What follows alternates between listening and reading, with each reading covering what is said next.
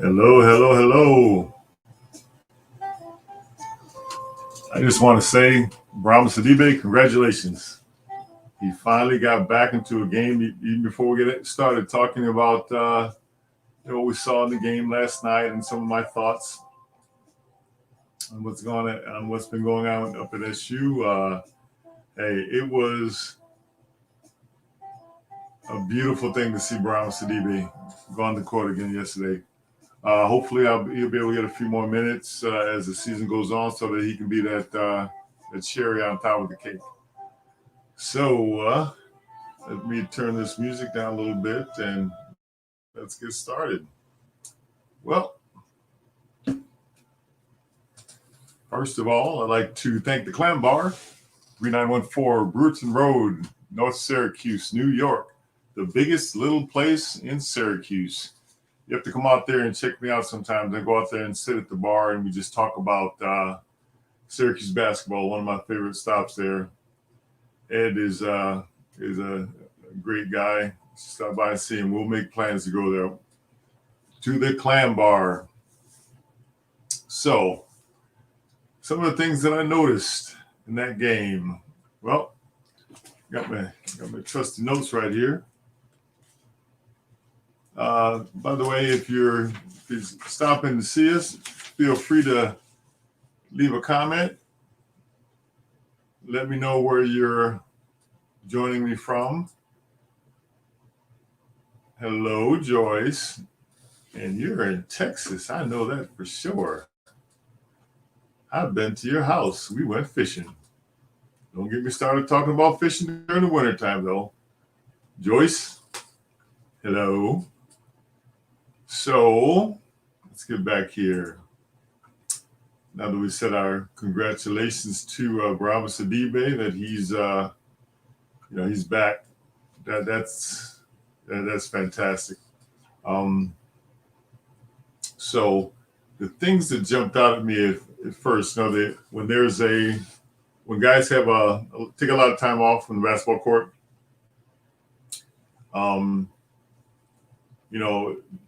the one thing that I want to make sure, since you're not playing at Duke when you come back, is to get yourself psychologically prepared for game day. They're playing at home. I've got a couple of feelings about what happened during the game and some thoughts that I'd like to see for the next game coming up, which I do believe is tomorrow against Cornell, as things worked out. So let's see here. Let me check my notes. So I've been kind of paying attention to our leadership on the court,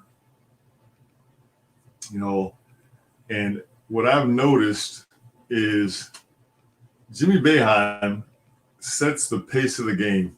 When the game starts, he comes out and he's giving you 120%. He gets points on the board. He's banging around the basket. He wants to get off to a quick start. I love his intensity. And he wants to strike immediately when he's on the court. So anybody that's out on the court, trying to feel their way out, they're gonna catch a shot, either an open three-pointer, or they're gonna catch a spin move with a right-hand layup from Jimmy, which I absolutely think is fantastic. I'm a big fan of Jimmy. We traveled to Italy. He's got if I could only dribble the ball like Jimmy Boeheim. I remember I went up to him and I said, Jimmy, you handle the ball like a work of art. And he's made that that's coming very handy. Playing this year, he puts the ball on the floor when he gets a smaller player. He plays back to the basket. If they're rotating, if they're switching everything, then he gets a big man far away from the basket. He has no problem putting that ball on the floor and getting a good quality shot in the paint, which is something that Syracuse really can really use. Let's see here. What was my next point that I wanted to make? Oh, the guards. No rust for Syracuse shooters after the layoff. I'm telling you, they came out, as we say here in the country, they came out hotter than fish grease. They were shooting that ball. It was a thing of beauty. I tell you what, they were. It was. Hey, look, they shot the ball so well it looked like a video game. They were just. I felt like if I could just, when the ball went to the corner, I would just click on the mouse and they drop it in. Cole, It was great to see Cole come out and shoot that ball as well as he did. And I've got a little bit of advice for Cole. Cole he's got great size. He's got a beautiful, beautiful jump shot. And if you throw enough mud on the wall, some of it's going to stick. The law of averages dictates you're going to make a lot of shots. One thing I don't want Cole to forget is Cole is not a shooter. I don't want him to think of himself as a shooter. I want him to think of himself as a scorer, because Cole's got something in his bag of tricks when he plays around the basket. So I want him to remember that, and moving into especially moving into ACC play, so we can formulate that nice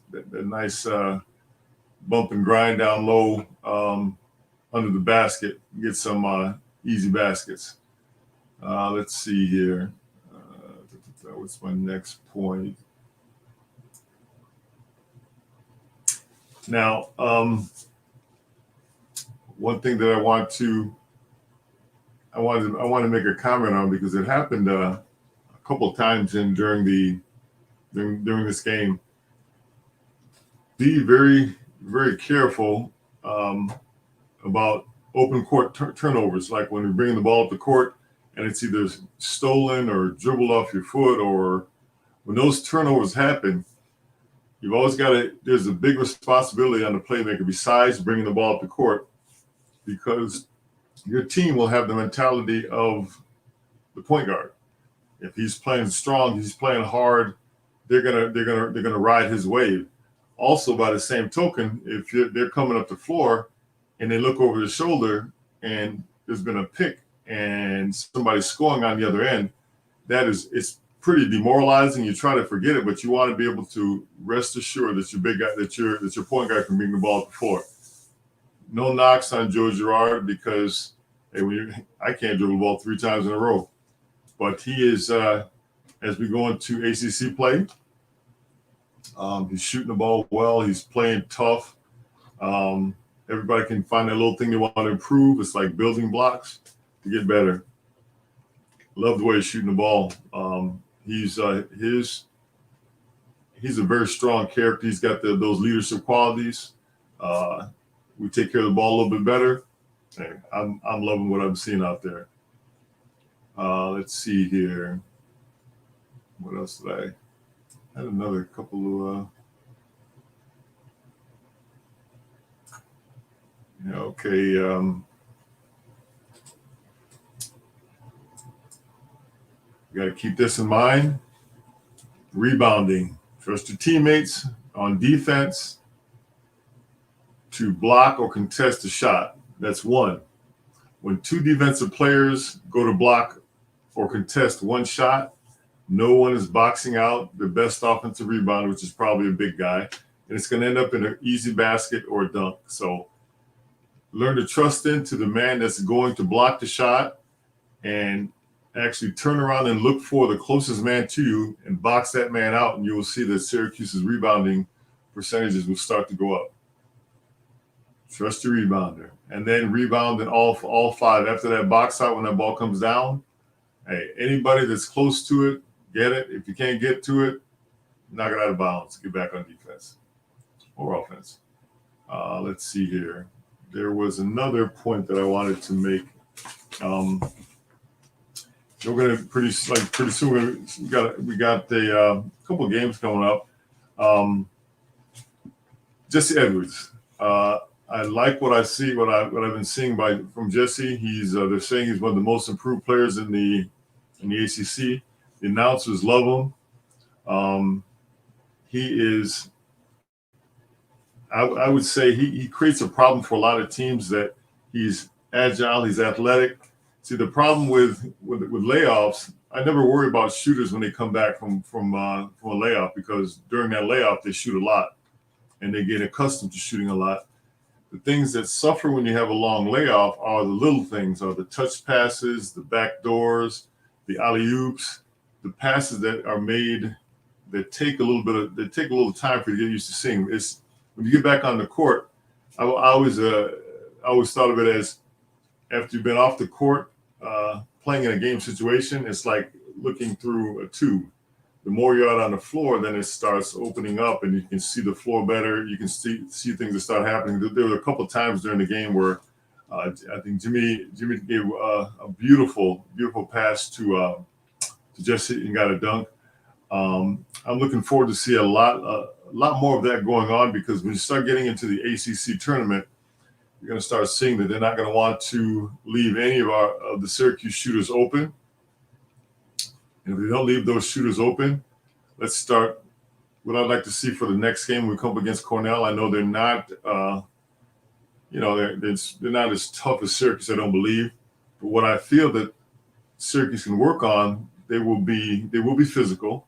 They might be a little bit small, I do believe, but that makes it more difficult for passing the ball. So passing the ball and those interior passes, you can't throw bounce passes, you can't put the ball on the floor. But what you can do, take advantage of your bigs.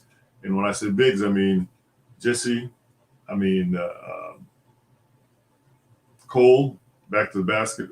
I like Jimmy back to the basket. He's very good back to the basket. I really like him. So anybody that's in the post area, because coming into ACC play, it's going to be very important that Syracuse can create some kind of threat down in the post. And reason being is, it's when you score a three-pointer, the guy that you're playing against, he's like, I'll have to play a little bit better next time. He's like, it's a great shot. When you can take that ball and you can put it under the basket, and you can score on a good move on the low post, it's demoralizing for the other team. And I want you to pay attention to that. Watch and see what happens when somebody scores a three. The other coach is like, hey, good shot. When somebody gets a dunk or scores an easy basket underneath the basket, the other coaches don't really like that, because it can be demoralizing for a team, especially during an important times during the game. Let's see. There was another point that I wanted to make, and I do believe it was about. There's now. One other thing that I'd like to see Cole do, and it's something that I practice. I got it down to a work of art.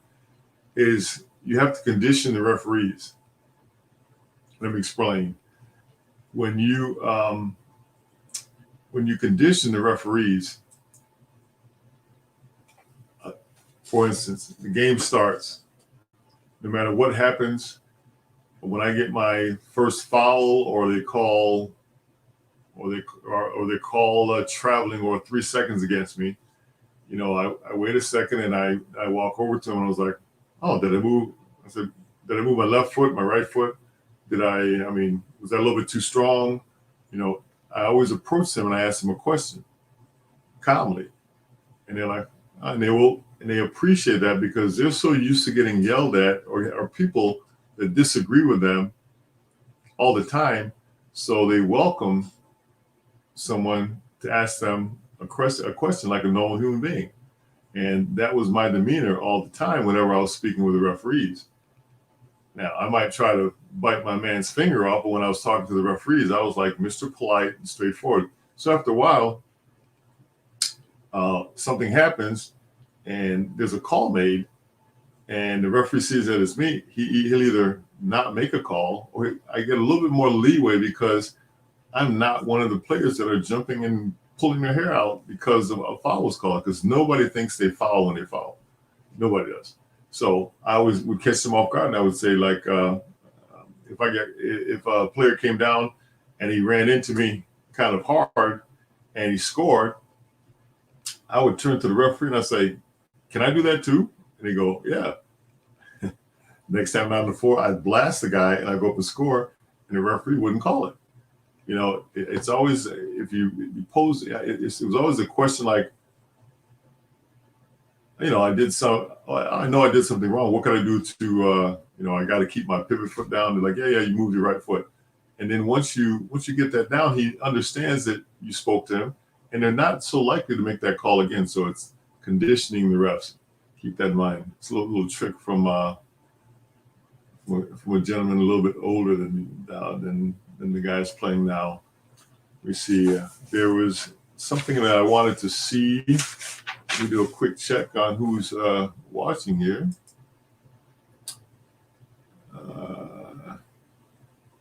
So we have Joyce. And Catherine. Hola.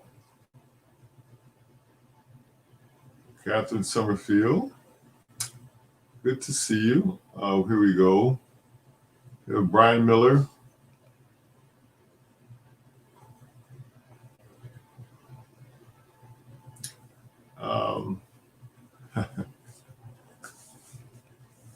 He's got a comment about the zone. The zone that guys are playing, Brian, he thinks that there's a lack of speed. You might have a lack of speed, but you have like unlimited range from 3 or 4 spots. When you have speed, you push the ball up the floor. When you have shooting, you have great shooters. You move the ball around. You try to get one of your good shooters an open shot. And the one thing that I would like to see moving ahead what I found out, it was very helpful to me, is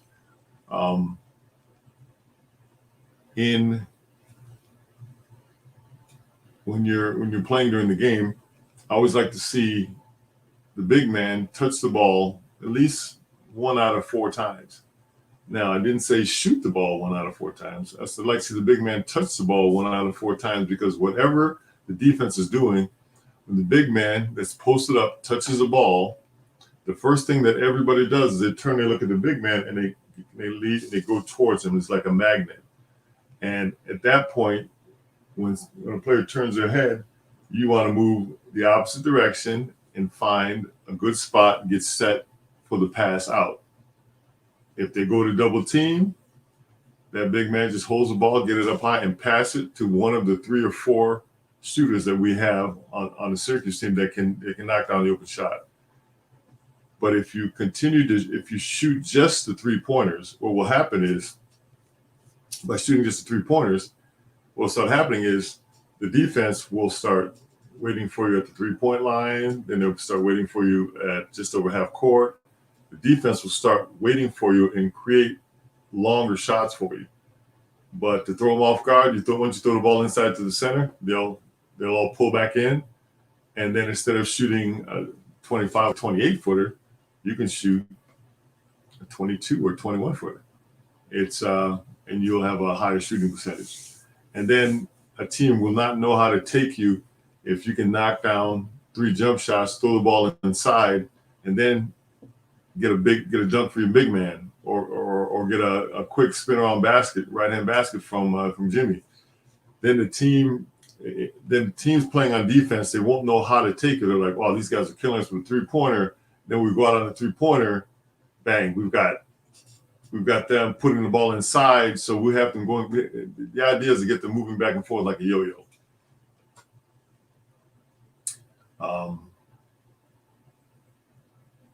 Here's a question from Brian. Thoughts on Benny Williams and his slow progress for an athletic player?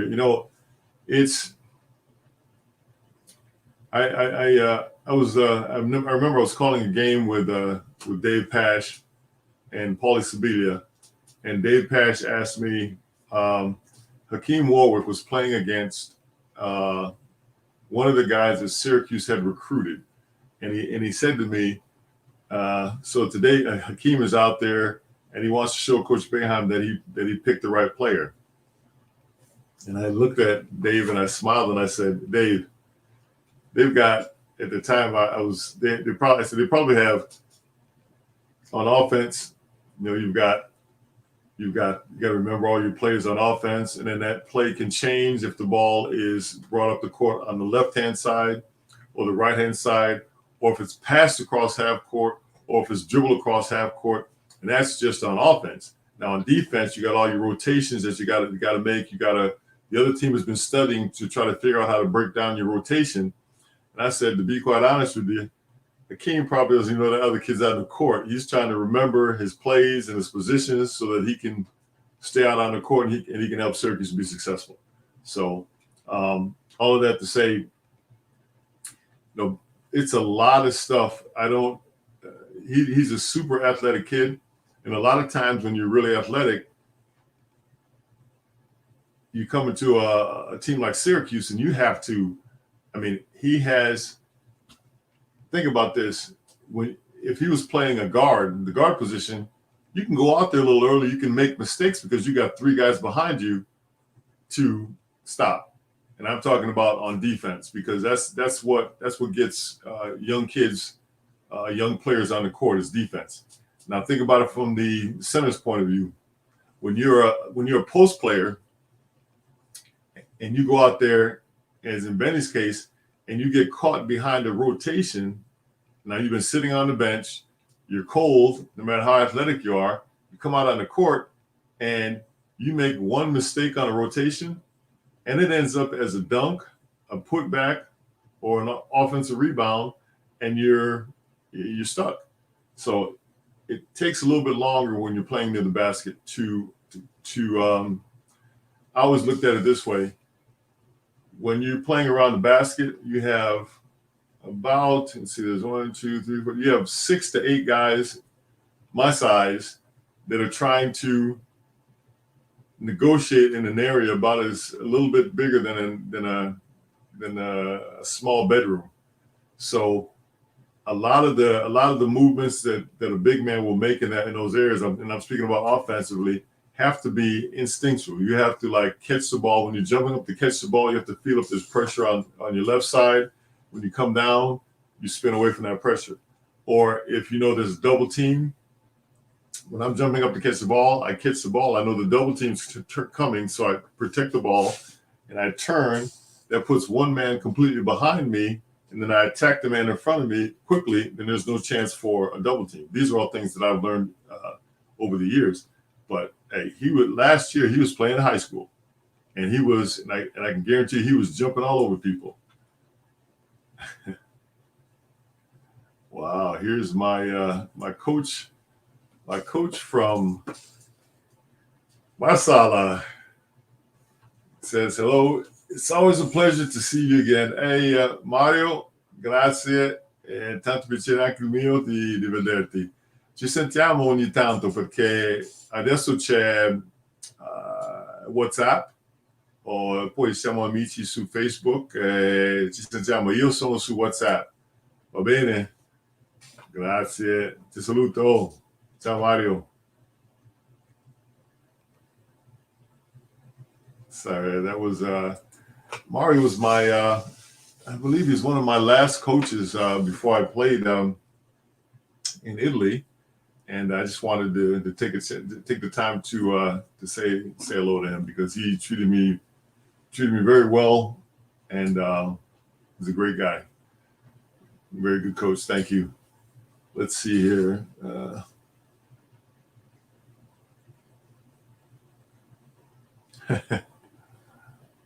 Here's an interesting question here, or a comment by Brian. On the transfer portal, is it going to ruin college basketball? I look at Quincy, who left to become an outside shooter at Oregon. His coach now wants him to concentrate on rebound. Well,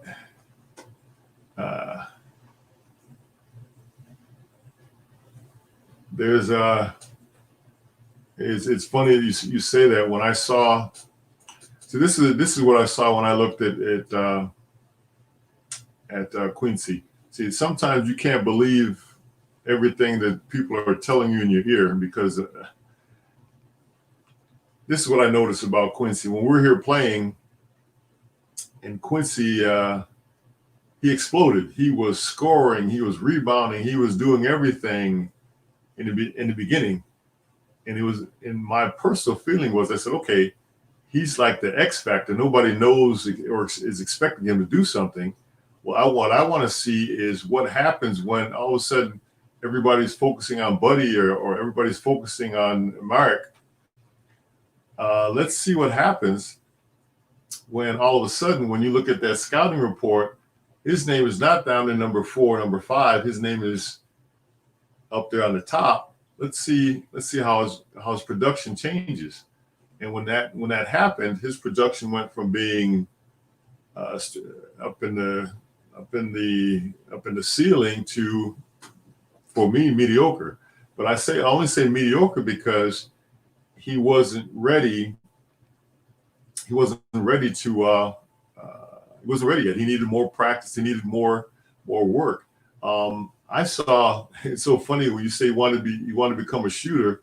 I remember the first time I saw Quincy Guerrier when they went to play. They played Italy, and I remember thinking to myself, "Holy smokes, we've got a beast down in the post." He was an animal, and then slowly but surely, in his mind, he felt that he had to be something that he wasn't. So.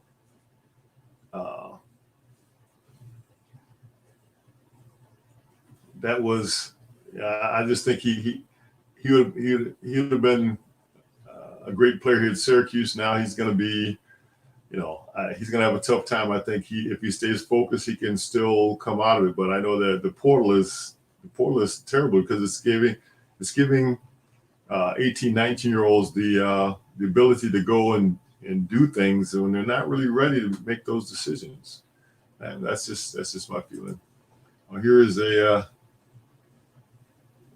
comment back from Mario. Despite everything, it was a handsome year, and to train a man and player like you, it was an honor. Well, Mario, it was my pleasure to stay around and try to do the best I could for you. I wish we could have won more games, but we need a few more players. I really appreciate the opportunity. And grazie che è stato un piacere mio di rimanere e giocare per te. Grazie che hai avuto fiducia in me. Peccato che non abbiamo vinto più partite. Ti saluto e ci sentiamo più avanti. Ciao Mario. Okay. Just wanted to say hi to my old coach there.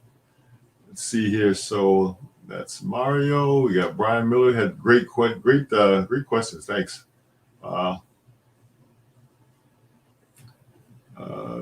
Let's see. And Catherine, thanks for stopping in and saying hello.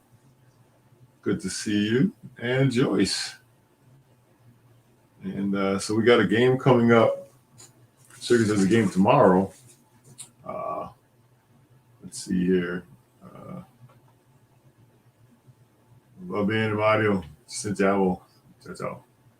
So we got a game coming up against Cornell. Now, there's a couple things that I'd like to see during this game. So you know that I'd like to see, shooters. Shooting is, hey, they're shooting the ball well. It seems that the time off has not hurt their shooting. I'd like to see them recognize opportunities in the low post area. That's Jesse or Frank or Jimmy. I like Jimmy in the post when he goes to the post. I even like when Buddy goes to the post. I like to see that, and because I just feel that as we get into the ACC, wouldn't it be great if we could have established an inside go-to in certain positions in certain times during the game? Because as I said before, it will loosen up our jump shooters, and I have the utmost confidence in all the shooters that Syracuse has out there on the floor. I mean, they can shoot the lights out. So if they're shooting the lights out, that's going to leave one man to play center. And I'd love to see Jesse going one-on-one against and earning some stripes. I also wanted to make I had a few. I was wondering about Jimmy Boeheim when he came in to play from Cornell, and I can honestly tell you that Jimmy has earned his stripes. He's as good as he's a big kid. He handles the ball. He's smart. He's earned his stripes. And for me, he's as good as any D1 player that I could see out there. I like him out on our team. And I think, as I said before, he's a pace setter. He comes out and he wants to crash and he wants to get on the board right away. And I think that by him doing that also lets Buddy know that, hey, my brother's out here. Let me follow him. He's somebody to follow. Let's see here. And Brian says, do you still keep in touch with Lewis Orr? And I would tell you, I do. I actually talked to Lewis after the Georgetown game. We very seldom talk about basketball. We talk about family. We talk about guys that he saw, what he felt, what he how he likes coaching, and and then we talk about our families because when they retired our uniforms, it was so funny because they told us, okay, you can only invite X number of friends. So I talked to Lewis and I sent him my friend list, and he looked at it and he said, those are all my friends too. He said, so I just have to invite my parents. And I started laughing because I thought about it. I was like, it's right. We lived next door to each other for 3 years and played together for 4 years. And we just, my friends became his friends. His friends became my friends. And it was just it was a beautiful thing. And it came across once that we're talking during an interview. And this was about 3 or 4 years ago. And Lewis said, do you realize that we've never had a disagreement ever since we first met? And I sat and I thought about it. We've never disagreed about anything. When somebody scores, we'd say, I could have helped you. It was always what we could have done more to help the other person. And so it's just a great relationship. And I was laughing at it because when he started, I played with him for 5 years. I played with him in Italy for a year. But he played with Patrick for 9 years at the Knicks. So when he started playing, I called him up after he landed in Georgetown, and I said, well, I know you haven't called me in a while. And I said, I know why. And he said, why is that? And I said, because you had to get that U-Haul and put all your orange gear into storage while you're down at Georgetown. So we got a little laugh out of that. But yep, I still talk to Lewis. So getting back to Syracuse, continue, finding your shots, getting good shots. I'd like to see more picks. I mean, when you got such great shooters, if we can get our centers to hold their picks a little bit longer or to set multiple picks, because anybody can get past one pick or two picks. I remember Craig Forth, perfect example with Jerry McNamara. I counted Craig would set 5 to 7 picks per play, and then when the ball would swing away and come back, he'd do the same thing over again. You're going to eventually catch that man with a good pick, and good shooters only need a split second. They don't even need for you to set the pick. They just need to get enough room to get that hand up and get that shot off. So set a few more picks. I think picks will be important for the success in the ACC and inside play. Establishing a point where we can get the ball down low and have Cole Swider back to the basket, have Jimmy Boeheim put something up back to the basket.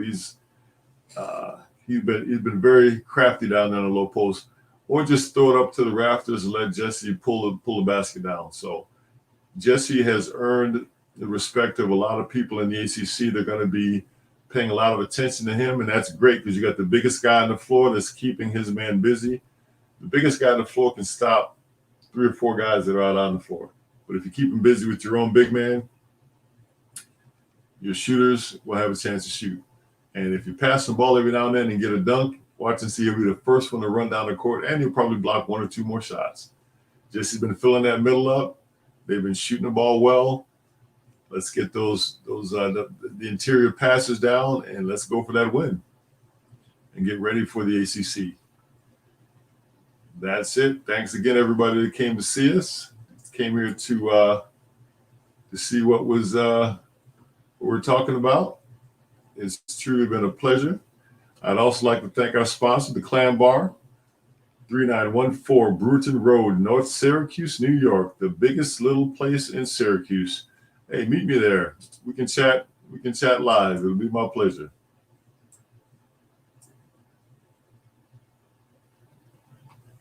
And we're out of here.